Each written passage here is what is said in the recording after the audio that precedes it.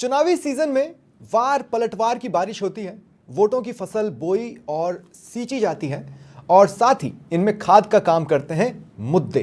कुल मिलाकर सत्ता का सपना, एजेंडा अपना अपना। नमस्कार, आप देख रहे हैं पंचतंत्र, आपके साथ मैं हूं स्वप्निल।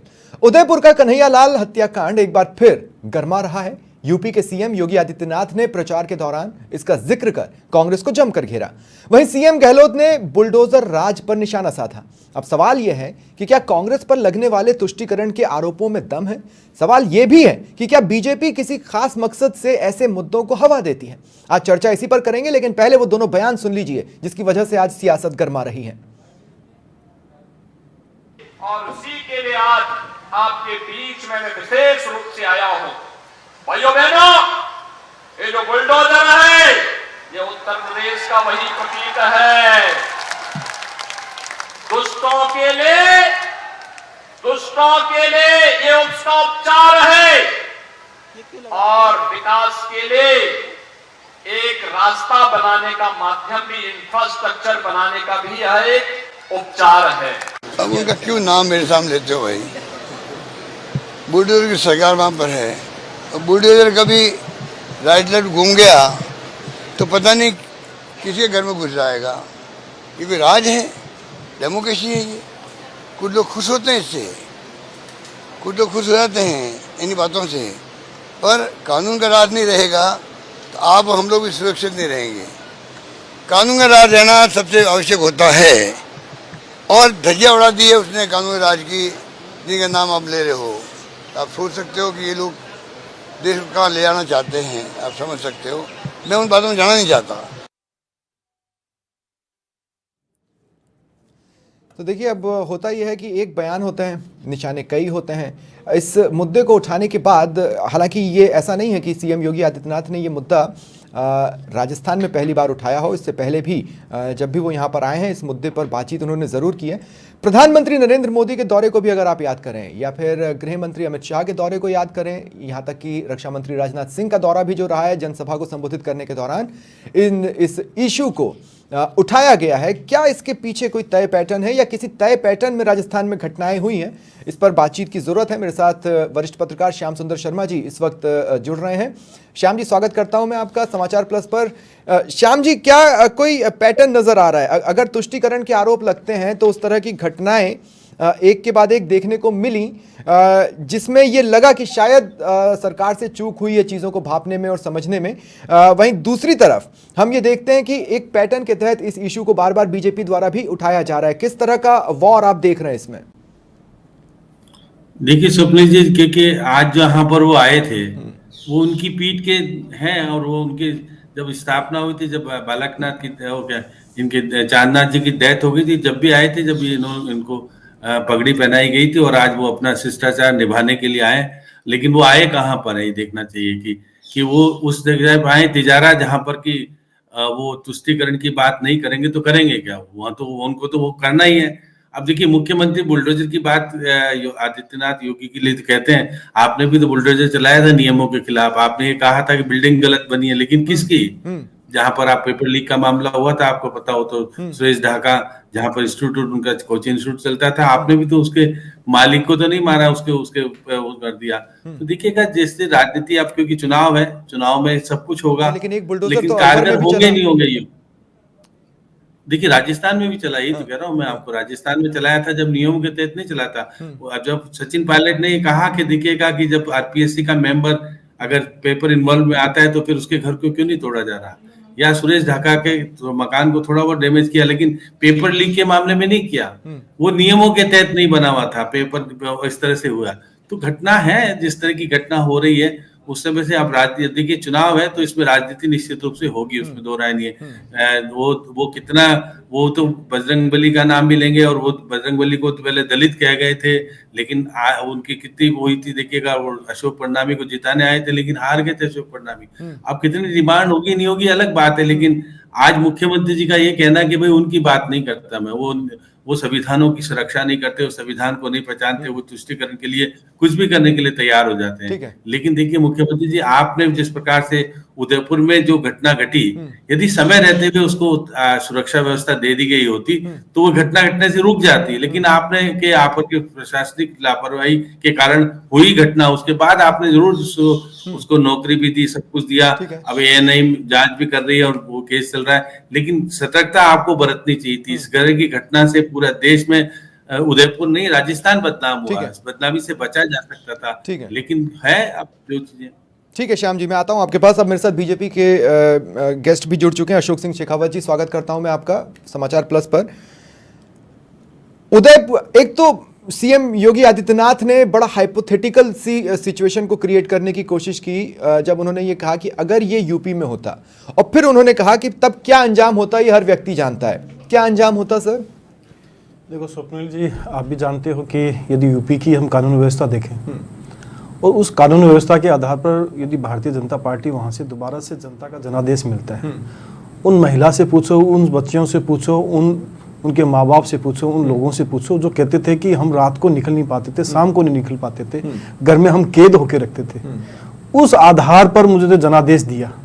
उनका मतलब यह साथ कहने का मतलब था कि हमने कानून व्यवस्था सही करी है, कानून का राज स्थापित किया, शासन लेके आए, कुशासन नहीं लेके आए, अपराध को रोकने में किया। अशोक जी, और राजस्थान के संदर्भ में आप कह रहे हो ना अशोक जी, मैं ये पूछ रहा हूँ कि जब सीएम योगी आदित्यनाथ ये कहते हैं कि अगर ऐसी घटना यूपी में होती, इसका मतलब है कि इस तरह की घटना हो सकती है, क्या ये उनकी स्वीकारोक्ति है? दूसरी बात ये कि वो कह रहे हैं कि हर व्यक्ति जानता है कि फिर क्या अंजाम होता, तो क्या वो एनकाउंटर की तरफ इशारा कर रहे हैं? क्या वो उस तरीके के लिए बोल रहे हैं जिसकी वजह से यूपी की कानून व्यवस्था आज के दिनों में हाईलाइट हुई है? देखो, ये उदयपुर की घटना कन्हैयालाल टेलर की घटना होती है। उस घटना से आप देख सकते हैं कि उसने पहले एफआईआर दर्ज कराई।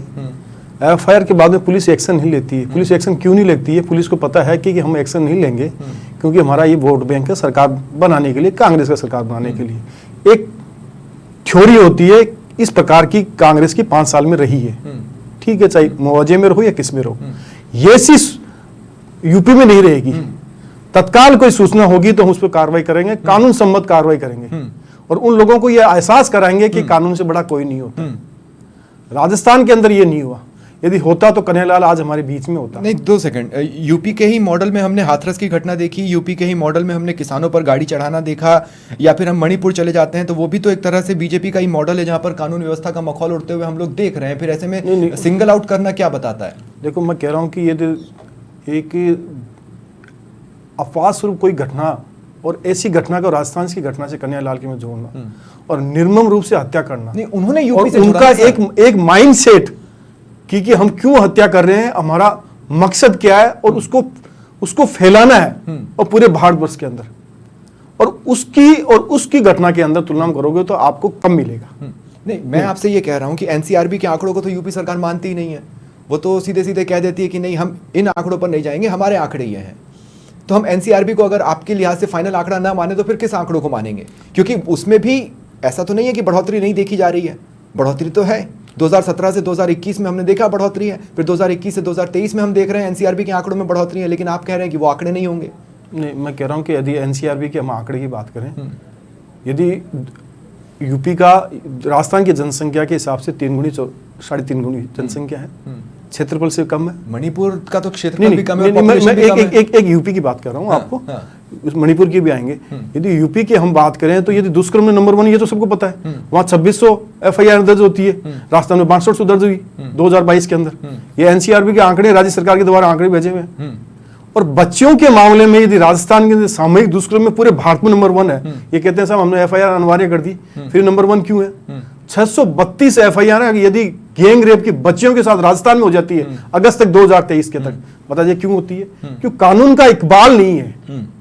कानून का इकबाल हो तो ऐसे बच्चों के साथ दरिंदगी नहीं हो। नहीं, तो फिर मेरा सवाल तो वही है ना कि हर व्यक्ति जानता है क्या अंजाम होता है का मतलब क्या एनकाउंटर था, या अपराधियों पर ताबड़तोड़ कार्रवाई थी, या फिर उनकी संपत्तियों पर बुलडोजर चलाना था? क्या था? देखो, अब तीनों चीज आपने कही है कि बुलडोजर चलाना, बुलडोजर चलता है कानून से, और कानून चलता है जब सरकार मजबूत होती है और वो कभी देखती नहीं किधर क्या नहीं है। यदि यूपी में हम देखेंगे तो बुलडोजर चलाया या इनकाउंटर किया है, उसमें कोई जाति धर्म नहीं देखा। जो अपराधी होगा उस पर कार्रवाई की जाएगी। राजस्थान में ये भेदभाव होता है। नहीं तो क्या यदि सालासर का यदि मिंदर को आप तोड़ा आपकी जाता है, सरकार अगर यहाँ आती है तो आप ये कह रहे हैं कि यहाँ पर भी एनकाउंटर्स होंगे, बुलडोजर्स चलेंगे और कानून सम्मत होगा ये सब कुछ, हर चीज कानून सम्मत होती है। एनकाउंटर होंगे? नहीं नहीं नहीं, मैं कह रहा हूं कि यदि अपराधी उसको आपने सारा जो कानूनी रूप से दे दिया, उसके बाद में भी वो कर रहा है, कार्रवाई करता है, तो सेल्फ डिफेंस में यदि पुलिस चलाती है अपने। उदयपुर में आरोपी कितने दिन में पकड़ लिए गए थे? मैं कह रहा हूँ जो जिन्होंने पकड़ाया वो शक्ति सिंह नाम के थे, ठीक है।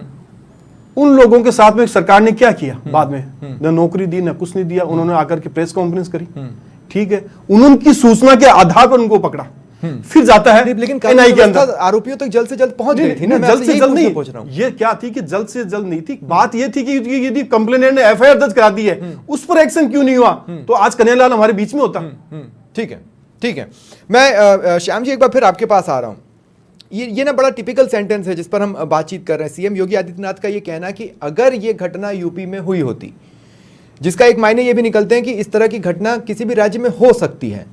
दूसरी बात यह कि क्या अंजाम होता हर व्यक्ति जानता है, हर व्यक्ति वही तो जानता है जो यूपी से हेडलाइंस बन रही हैं, उसके पीछे का क्या स्थिति है उसको उतना नहीं जान पा रहा है, जो कि मुख्यमंत्री अशोक गहलोत कह रहे हैं अपने बयान में। अब मुख्यमंत्री अशोक गहलोत का यह कहना है कि बुलडोजर सुनकर लोग खुश तो बहुत होते हैं, लेकिन क्या वो कानून सम्मत है? अब ये डिसाइड कौन करेगा? कानून व्यवस्था ही तो डिसाइड करेगी।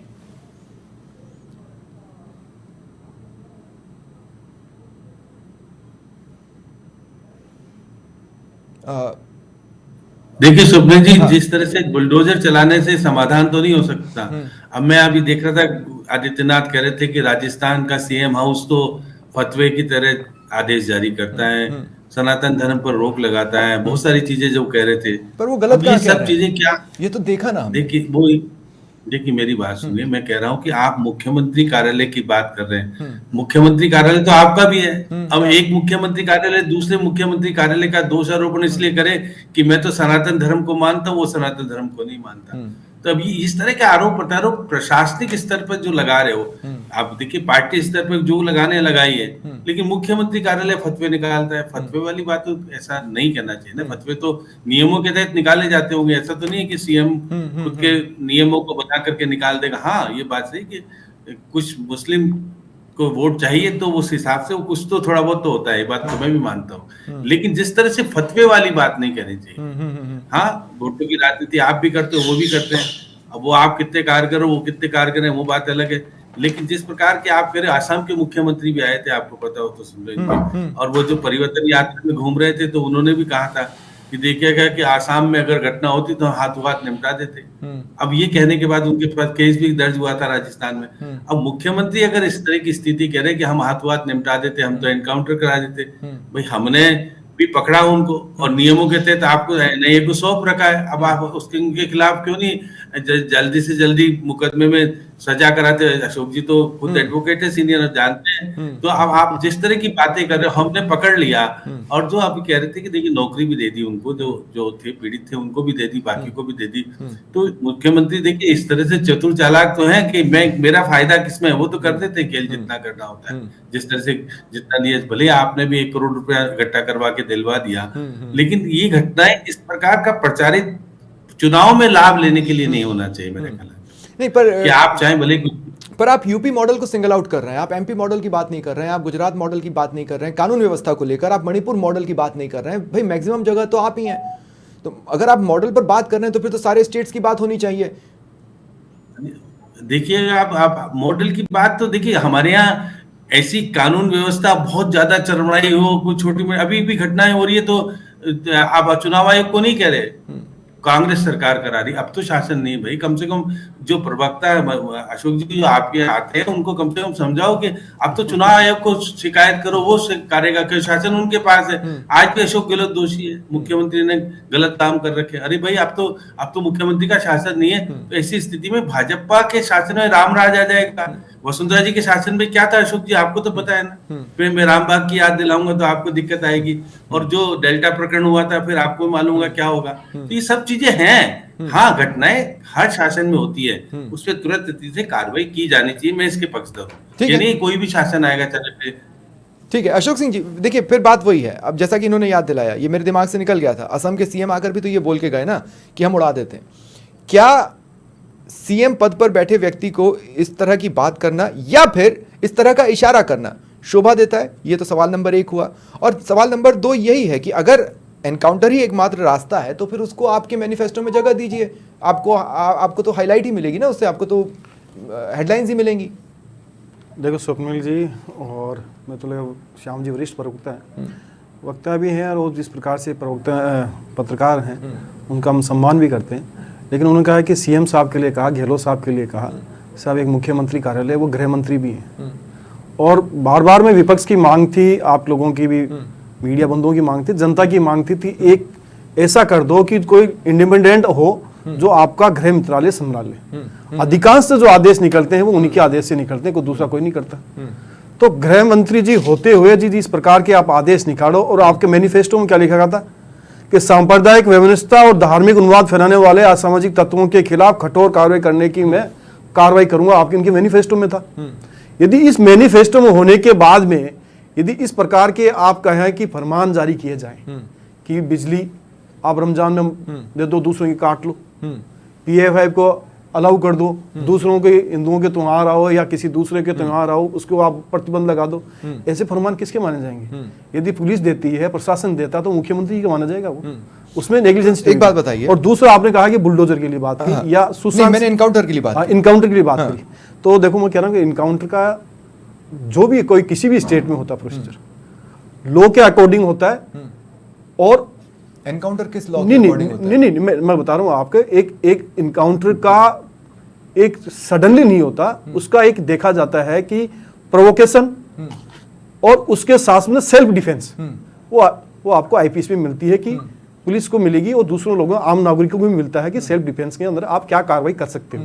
यदि आपके ऊपर हमला हो रहा या कोई बगरा हो, किस प्रकार की कोई ऐसी स्थिति आ गई हो, तो उसमें किया जाता है। और जनता को मुझे लगता है कि जनता ने कहा कि इस प्रकार के जो काम हो रहे हैं, जो अंदर बैठे हुए जेल में बैठे हुए गैंग चलाते हैं, और ऐसी गैंग चलाते हैं आकर के यूपी जैसे स्टेट के अंदर, और जो बाहर आप कहीं का मर्डर करवा दे, कुछ भी करवा दे आकर के इन लोगों से करवा दे, गैंग चला रहे हैं। तो मुझे लगता है कि प्रशासन का, शासन का और सरकार का इकबाल के लिए मैं आपको एक बात बताता हूं, मैं कह रहा हूं कि मैं आपको एक बात बताता एक हूं, उनका कानून व्यवस्था तो बने। एक 26 जनवरी की और एक 15 अगस्त की स्पीच जो कि प्रधानमंत्री देते हैं, चाहे वो किसी भी दल से आए, आपके समय में प्रधानमंत्री मोदी कर रहे हैं, पहले मनमोहन सिंह किया करते थे, उससे पहले जो प्रधानमंत्री थे वो किया करते थे।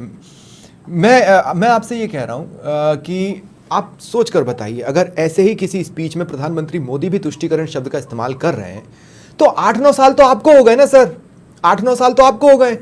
8-9 साल में भी एक सेंटर के तौर पर क्या ये आपका फेलियर नहीं है कि अगर कोई ऐसा दल जो बहुत से राज्यों में सरकार में नहीं है, विपक्ष में बैठा है, उसके पास उतने नंबर्स नहीं है, वो जमीन पर अगर तुष्टीकरण कर ले जा रहा है, तो ये तो आपका भी फेलियर है। ये तो फिर आपको भी मानना चाहिए कि आप एक देश को देने वाले स्पीच में इस शब्द का इस्तेमाल कर रहे हो। कह रहा हूँ कि प्रधानमंत्री जी मोदी जी जब से जैसे आपके 2014 से आए, 9 साल 9.5 साल के शासनकाल में आप देख लीजिए, हाँ। कोई भी विकास का काम में हो, ठीक है, जितनी भी जो योजनाएं बनती है, इन योजनाओं के अंदर मुझे लगता है कोई भेदभाव नहीं होता, भेदभाव मिटाने की हम काम करते हैं। मैं तुष्टीकरण नहीं, मैं कह रहा हूँ अगर देश में तुष्टीकरण हो रहा है, आप कह रहे हैं कि देश में तुष्टीकरण हावी हो रहा है, तो देश में आपके रहते तुष्टीकरण हावी कैसे हो रहा है? मैं उसी पर आ रहा हूँ, आपको हमने योजनाओं में नहीं किया और लॉ एंड ऑर्डर में नहीं किया।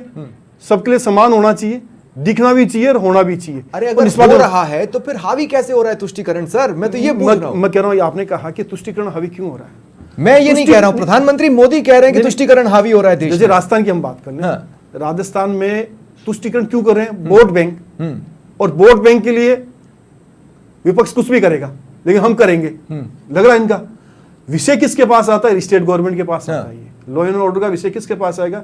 सरकार के, राज्य सरकार के। क्यों? Federal system. कई बार मैंने बीजेपी के प्रवक्ताओं से ये पूछने की कोशिश की है कि अगर हालात इतने बुरे हैं और इस तरह के हैं कि देश पूरी तरह से बदनाम हो रहा है, तो राष्ट्रपति शासन लगाना तो आपके हाथ में था ना, फिर आपने इस स्टेट को ऐसे क्यों उसकी हालत पर छोड़ दिया, क्यों राष्ट्रपति शासन नहीं लगाया? ये सवाल मैं आपसे लूंगा, लेकिन उससे पहले मेरे साथ अब अजय कछावा जी भी जुड़ चुके हैं, कांग्रेस का प्रतिनिधित्व कर रहे हैं। अजय जी, स्वागत करता हूं मैं आपका समाचार प्लस पर।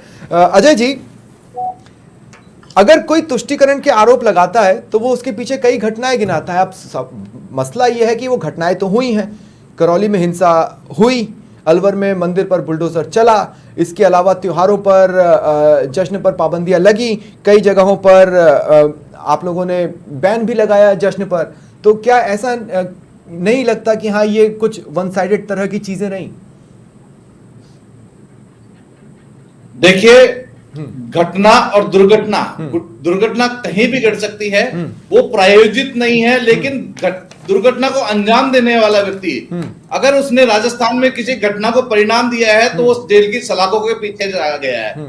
आप ये देखिए कि अगर किसी कानून व्यवस्था लागू करने के लिए अगर कोई व्यवस्था बनाई गई है, भारत की जो गंगा जमुना तहजीब है उसको बनाए रखने के लिए अगर उसके लिए अगर पाबंदी लगाई गई है। एक बात बताइए अजय जी एक बात बताइए, रामनवमी, हिंदू नववर्ष, हनुमान जयंती, महावीर जयंती पर जुलूस निकालने पर आपने पाबंदी लगाई, 17 जिलों में धारा 144 लगाया। ये सारे त्योहार किस बैकग्राउंड से आते हैं? ये किस बैकग्राउंड से आते हैं? तो खतरा किससे था? ये किस बैकग्राउंड से आते हैं और खतरा किससे था? देखिए, कोई किसी तरह की पाबंदी नहीं लगाई। अगर कोई संवेदनशील एरिया था तो वहां जरूर लगाई गई कि सुरक्षा की दृष्टि से, पाबंदी की दृष्टि से, मतलब शहर में ना आपको किससे अंदेशा था? किस वर्ग से अंदेशा था? देखिए, अंदेशा भारतीय जनता पार्टी का काम है। भारत जलाओ पार्टी, भारतीय जनता पार्टी का अब काम क्या रह गया? भारत जलाओ पार्टी। भारतीय जनता पार्टी देश की जो गंगा जमुना सरस्वती जो तहजीब तो जला तो राजस्थान को आप रहे हो खचावा जी, आप जला रहे हो राजस्थान को। नहीं, देखिए मेरी बात सुनिए। आप इनके देखिए कि तुष्टीकरण की बात करने वाले लोग भारतीय जनता पार्टी में तुरंत प्रमोशन पा लेते हैं। चाहे वो प्रज्ञा ठाकुर हो, चाहे नुपुर शर्मा हो, चाहे नवीन शर्मा हो, चाहे गिरिराज प्रसाद हो, चाहे रमेश बुद्धुड़ी हो। इस तरह से अगर दो सेकंड अगर इस तरह से देखना है, अगर इस तरह से देखना है तो फिर अजय जी सवाल तो ये भी उठेगा कि आपकी पार्टी में जो हिंदुत्व पर बोलता है वो भी तो बैकग्राउंड में धकेल दिया जाता है। एक एंटनी इसका ताजा उदाहरण है, जिन्होंने भारत जोड़ो यात्रा के वक्त कहा था कि हमें हिंदुओं के प्रति प्रेम दिखाना चाहिए। मेरी बात सुनो। देखिए, राजनीति में राजनीति एक अलग विषय है और धर्म एक अलग विषय है। धर्म सभी लोगों का व्यक्तिगत विषय है। इस व्यक्ति में राजनीति करना किसी भी दृष्टि से उचित नहीं है। आप ये देखें कि इन लोगों ने 2014 से लेकर 2023 तक कोई काम नहीं किया, इसलिए इनको हिंदू मुसलमान देश में ध्रुवीकरण। मेरा सवाल तो अजय जी वही रह गया ना। मेरा सवाल आपसे क्या था? रामनवमी, हिंदू नववर्ष, हनुमान जयंती, महावीर जयंती कौन मनाता? और इनके अगर ये मनाते तो इनको खतरा किससे होता? कैसे ये कानून व्यवस्था का मसला बन जाता? देखिए, इससे खतरा सिर्फ और सिर्फ भारतीय जनता पार्टी के जो मंसूबे हैं, भारतीय जनता पार्टी के जो गलत इरादे हैं, राजस्थान सरकार को, दूसरी सरकारों को बदनाम करने के जो इनकी इच्छाएं हैं, वो राजस्थान में उनकी है। बाकी तो देखिए, इस देश में हिंदू, मुस्लिम, सिख और ईसाई हमेशा साथ रहे हैं। और आप ये देखिए, अनेकता में एकता भारत की विशेषता है। ठीक है, मैं अशोक जी आपसे ये सवाल लेना चाहता हूँ। अशोक जी, मेरा सवाल आपसे समझिए, मैं आपसे सीधे सीधे कह रहा हूँ। अगर किसी राज्य में राज्य सरकार पूरी तरह से फेल हो जाए कानून व्यवस्था को लेकर या अन्य किसी मुद्दे को लेकर, तो सेंटर को पूरा अधिकार है वहां पर राष्ट्रपति शासन लगाने का। आप जिस तरह से बोल रहे हैं कि यहां पर ये हो गया, कानून व्यवस्था ध्वस्त हो गई, कुछ नहीं बचा, लोगों के पास खाने के लाले पड़ गए, सारी चीजें जो आपने कही, तो आपको राष्ट्रपति शासन लगाना चाहिए था। आपने क्यों नहीं लगाया? आपने लोगों को उनके हाल पर क्यों छोड़ दिया अपने पास अधिकार और पावर होने के बावजूद? देखो, पहले तो मैं आपका ये जवाब भी दे दूं। इन्होंने कहा कि घटना दुर्घटना, मुझे लगता है कि घटना का तो होने के लिए सरकार वेट करती है, घटना हो जाए। और दुर्घटना होती है तो वो तो एक्सीडेंटली होती है दुर्घटना, किसी साधन से हो या किसी दूसरे से हो, लेकिन इसको उससे जोड़ रहे हैं। दूसरा कहा कि आपने कहा कि एक तो होता है जनता का जनादेश, 5 साल में मिलेगा, ये उसकी सरकार का कार्यकाल होगा। एक होती रिपोर्ट के आधार पर होता है, और वो मुझे लगता है कि कांग्रेस ने 100 बार किसी भी लॉ एंड ऑर्डर की स्थिति पर नहीं की, राजनीतिक मुद्दों के आधार पर जरूर उन्होंने राष्ट्रपति शासन लागू किया। ठीक है, और मैं कह रहा हूं कि राजस्थान की स्थिति बदतर है। ये तो आप भी बता रहे हैं। नहीं, आप बता रहे, मैं आपसे पूछ रहा हूं। राजस्थान की स्थिति बदतर है। अगर राजस्थान की स्थिति बदतर है तो आपने लोगों को उनके हाल पर क्यों छोड़ दिया? आपने राष्ट्रपति शासन क्यों नहीं लगाया? देखो कि विपक्ष के पास में, मीडिया के पास में जो हथियार होता है वो क्या होता है? सत्ता को जगाने का अधिकार होता है और कोर्ट में जाने का अधिकार होता है। ठीक है। और जनता को आपने कहा कि 356 का आपने इसमें क्यों नहीं उपयोग किया, किस लिए नहीं किया? मुझे लगता है कि सरकार मतलब स्थिति इतनी नहीं बिगड़ी थी नहीं कि नहीं राष्ट्रपति शासन लगाया जाए, आप ये कह रहे हैं? नहीं, मैं कह रहा हूं कि आपका आप जो मैंने ये स्थिति बताई है, यदि पलायन कर रहे हैं लोग, कर रहे हैं पलायन, अच्छा ठीक है है ना, रास्ता में प्लान, टोंक में क्या प्लान किया, ठीक क्या प्लान किया। तो एक अजय जी एक सवाल तो आपसे भी बनता है, मध्य प्रदेश के खरगोन में दंगाइयों के घर पर बुलडोजर चला तो सीएम अशोक गहलोत ने उसका जमकर विरोध किया, लेकिन उसके कुछ ही दिन बाद अलवर में बुलडोजर चल गया। घटनाएं कैसे जुड़ती हैं, मैं उस सिलसिले में पूछ रहा हूं। अगर कोई आप पर तुष्टीकरण के आरोप लगा रहा है तो उसके पीछे इतनी घटनाओं को वो उद्धृत भी तो कर रहा है, हाईलाइट भी तो कर रहा है। देखिए, कांग्रेस की कमीशन नीति रही है, कोई तुष्टीकरण की नीति नहीं रही है। कांग्रेस ने हमेशा कानून और संविधान को आगे रख के फिर काम किया है। अच्छा। कांग्रेस का हमेशा एक ही प्रयास रहा है कि ये लोकतंत्र भीड़ तंत्र में परिवर्तित ना हो जाए, लोग अपने हाथों में कानून ना ले ले, लोगों का कानून पे विश्वास बना रहे। लेकिन भारतीय जनता पार्टी जिस तरह से एक बुलडोजर के नाम पे एक एनकाउंटर के माध्यम से जो राजनीति करना चाहती है या देश का लोकतंत्र को भीड़ तंत्र बनाना चाहती है, वो उस तरह का काम नहीं चलेगा। ठीक है श्याम जी मैं आपके पास आ रहा हूं क्लोजिंग कमेंट के लिए। मैं आपसे जानना चाहता हूं, क्या अभी इस मुद्दे की स्पेस है? हालांकि ये मुद्दा अभी बार बार बोला जाएगा, हमने सभी को बोलते हुए देख लिया और इस पर पलटवार करते भी कांग्रेस की तरफ से हमने देख लिया है। पवन खेड़ा का भी बयान आ चुका है सीएम योगी आदित्यनाथ के बयान पर। मैं आपसे ये पूछ रहा हूं, ये इशू कहां जाते दिख रहा है आपको क्लोजिंग कमेंट में? देखिए सुप्रीम जी, निश्चित रूप से पॉकेट है, अलग अलग पॉकेट है, वहीं पे उपयोग होगा। सारे जगह उपयोग करने से फायदा मिलने वाला नहीं है। तिजारा में उपयोग करेंगे तो निश्चित रूप से इनको फायदा होगा, अशोक जी को कहा जा सकता है। लेकिन आप देखिए, जिस प्रकार का आप जिस तरह से चुनावी चर्चा में आकर के आप प्रशासनिक दृष्टि को लोकतंत्र के खिलाफ बातें करके आप कहना चाहते हो, क्या असर डालेगा? आप तथ्यात्मक रूप से चीजें कहो, ठीक है, कमियां होती है सब सरकारों में, जरूरी नहीं परफेक्ट हो सारी सरकार। लेकिन दिल्ली का क्या, यूपी का तो हाल बुरा तो था पहले, अब भी हाल ऐसा है नहीं जिसने एनकाउंटर करके जो अभी भी सरेआम गोली मारी जा रही है ना, वहां पे वकील को गोली मारी गई थी। कई घटनाएं आपने देखा, ऐसा नहीं कि पूरी तरह रामराज आ गया और राम का मंदिर बना देने से रामराज नहीं आएगा।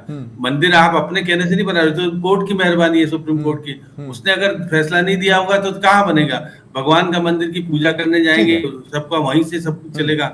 हाँ, उससे डेवलपमेंट होगा वहां का, लेकिन हम केवल राम के नाम पर चुनाव जीत के आ जाए, ये ठीक नहीं है। लोकतंत्र में लोगों की बात करो, लोगों के साथ जाकर के इंटरेक्ट करो। हाँ, कमियां को उजागर करने का तो सियासत के बहाने एक तीर से कई निशाने। अभी निशाना आपको लगता है कि लगना चाहिए तो वो आप पे डिपेंड करता है। आप मतलब जनता से मैं बात कर रहा हूँ, और अगर आपको लगता है निशाने पर नहीं लगना चाहिए तो वो भी आप ही के हाथ में है, आप ही को डिसीजन लेना है। बहरहाल आज पंचतंत्र में इतना ही। आप सभी का शुक्रिया मेरे साथ जुड़ने के लिए। फिलहाल इतना ही, नमस्कार।